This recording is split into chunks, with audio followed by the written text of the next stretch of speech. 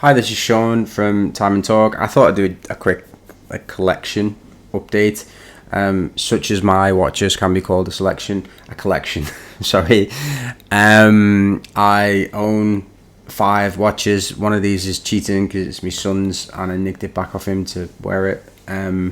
But yeah, I don't have an extensive collection. I don't think I would wear them all, and I like to wear the watches that I own. And also, I like it when you have watches that you kind of develop a connection with, and that's daft, I guess.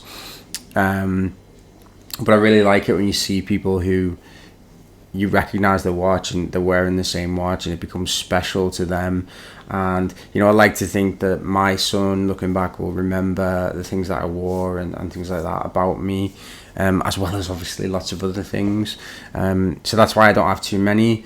In the long term, I think I would like something vintage. In the summer, I was toying with the idea of like getting something gold. So hence the Casio, that kind of scratched that itch for a little bit, but something gold, actual gold as opposed to gold colored.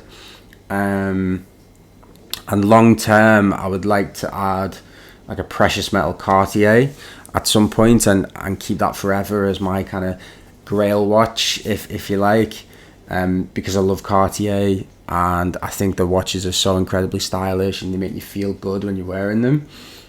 But precious metal Cartiers are really, really expensive.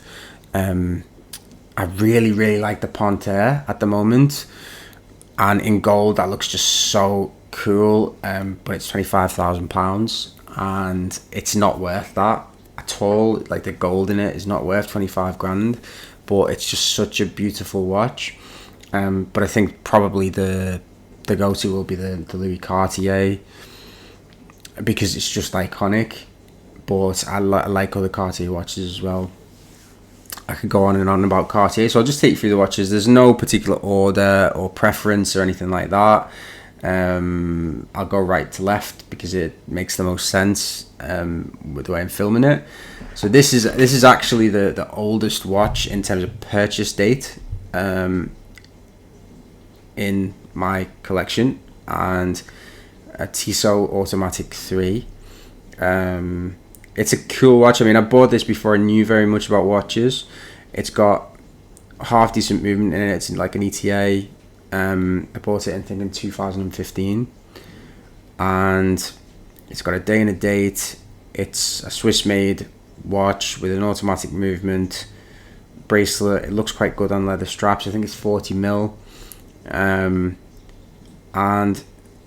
I think it made a really good choice for kind of a first watch that got me into this, and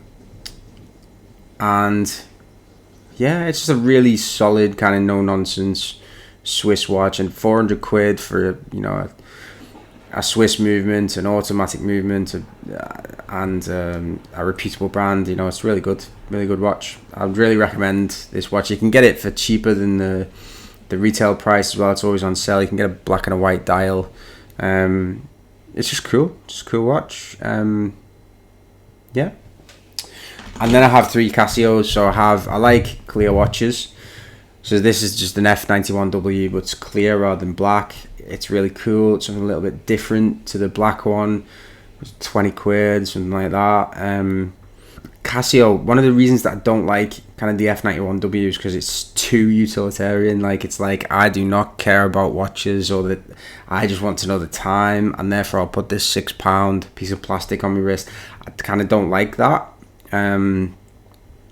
But this one's just a little bit different. The F91W I gave to my son, and he doesn't wear it, and I just thought I'll wear it the other day, so that's why it's here. I mean, it's an absolute design classic, isn't it? But it's just a bit too, utilitarian. Like I said, if you followed this to its logical conclusion,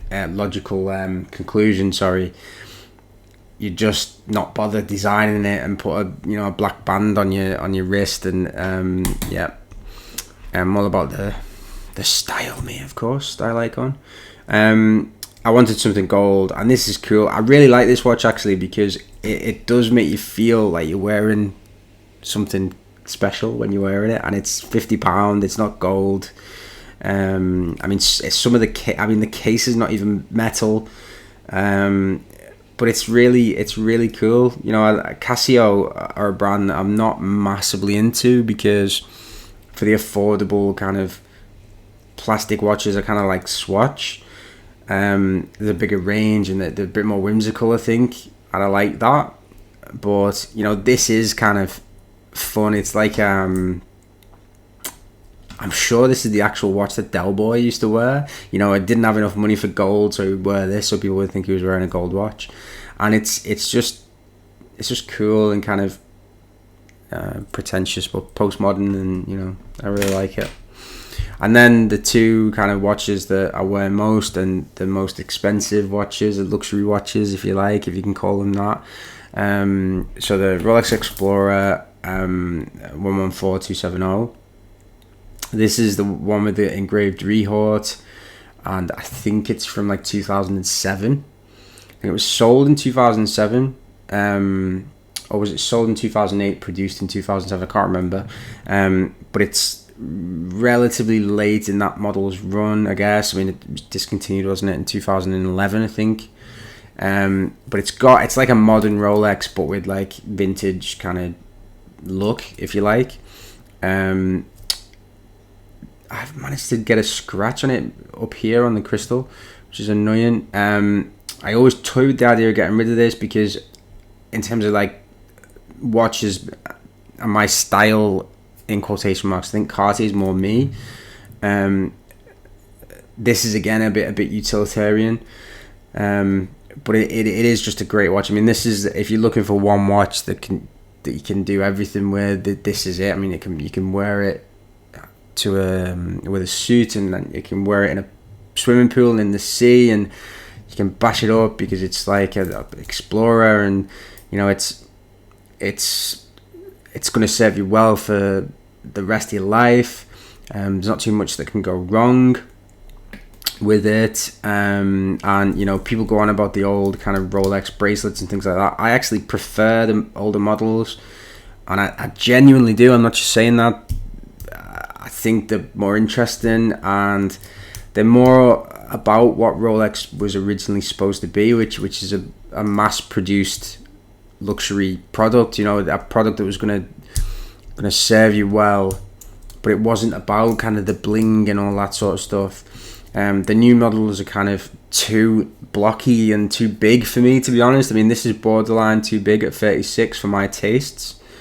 But we'll have to see what the future holds in terms of that, because I mean, this is not, in the grand scheme of things, in Rolex terms, it's not going to get me a lot of money if I sell it, and I wouldn't be able to, for example, buy a Tank Louis Cartier with the proceeds or whatever, so I may as well keep it. And it's just a great everyday kind of watch, and that's kind of the best thing about it, and also the worst thing about it, because the fact that this is, I mean, if my mother knew how much money this cost, she would be absolutely appalled. And it's a plain black time only watch that nobody remarks upon when I wear it, and kind of part of me does want something with a bit more pizzazz, and that's where the kind of Cartier, the precious metal and things like that comes in. And then Cartier Tank Must. This watch, I bought it in 2022, and I did not want the Solar. I wanted the quartz version if I was going to buy a non-mechanical Cartier.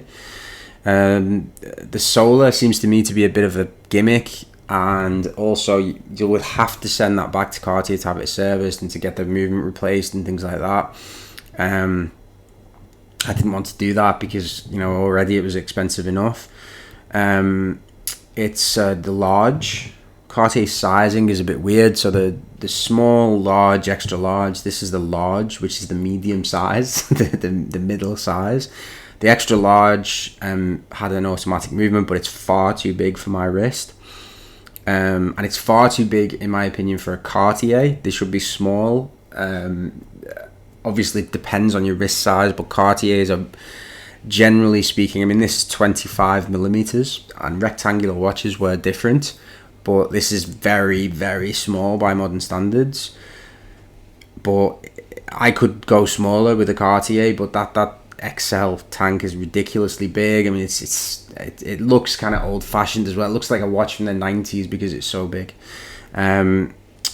This I'd considered buying the bracelet, because you can get it on a bracelet as well. And obviously I really like the Panthère, so you know, that I'd kind of replicate that look, I guess, a little bit. But the bracelet cost £910. So I don't know whether that's going to happen. You can buy half another watch with that. I really, really like this watch. I mean, the fact that it's quartz doesn't really bother me. It's overpriced. It's not worth the money. It's like £3,000. But it's just, the design is perfect.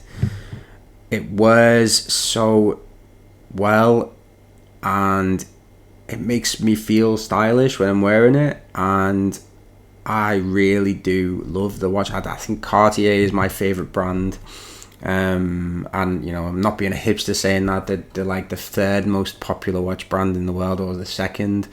It's a very, very popular brand, but I just think the designs are really timeless, and I like the fact that the watches are unisex as well. They're never going to go out of style. Well, most of them. This won't anyway, because the tanks existed for more than 100 years. And, you know, if you've got a Tank Louis Cartier in gold with a mechanical movement, that is you're wearing a work of art on your wrist, and you can hand it down to your descendants and be proud to wear it every day, you know. And I don't think, like, I think part of me thinks that stuff like that is superficial, and I think mentioning my mother again, she would be appalled to think a watch like that would cost 12,000 quid. But, you know, it's a beautiful object that's going to make you feel good for the rest of your life when you're wearing it. But it's also part of history, you know. It's a beautiful thing. Anyway, so yeah, I got a bit poetic there at the end, so a bit of a tear in my eye. But thanks for watching. In terms of things that you might be thinking, you've watched my previous videos, where's X and where's Y, I basically sell the things that I don't wear, and I don't really regret selling any of the watches that I've sold. The only one that I've been thinking about recently that I've sold that I regret is the Alpinist, the Seiko Saab 17 Alpinist, because it looked great. That is a great watch, the Alpinist, because it looks fantastic on loads of different straps. It wears really well. It's a really kind of interesting watch, and those are so much more expensive now than when I sold it, and I should have kept it, you know, because I'm not going to be able to afford to buy another one. So I do recommend selling things if you don't wear them, but, you know, just make sure that you actually do want to sell it and you're not going to regret it. Anything that you can buy again at the retail price, and there's a current production model and things like that, who cares if you sell it and you buy it again. But anyway, yeah, tell me what you think. Tell me what you think I should add to the collection. Tell me what you think of my watches. Please be nice. I'm a sensitive guy. Yeah, thanks very much for watching. Bye bye.